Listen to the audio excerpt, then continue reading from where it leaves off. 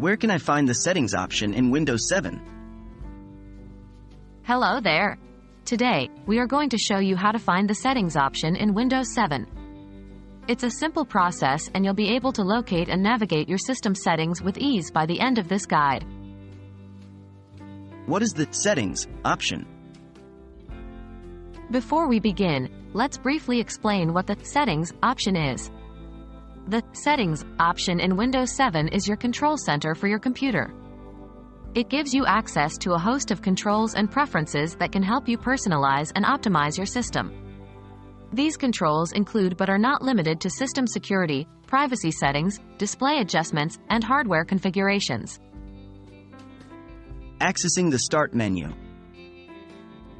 To find the settings, the first thing you need to do is to access the Start menu. The Start button is located at the bottom left corner of your screen. Just click on the round button with the Windows logo on it, and the Start menu will pop up. Locating the control panel.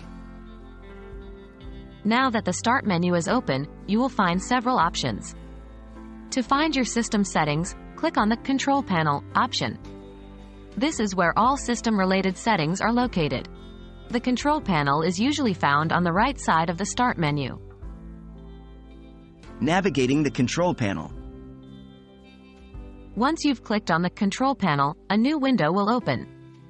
This window contains various options that control different aspects of your system. You can see settings for system and security, network and internet, hardware and sound, programs, user accounts and family safety, appearance and personalization, clock, language, and region, and ease of access.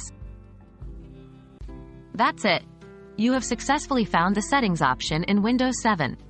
Now, you can explore and adjust your system settings as you please. We hope you found this video guide useful. Remember, understanding and managing your system settings is key to personalizing and optimizing your Windows 7 experience. Thanks for watching.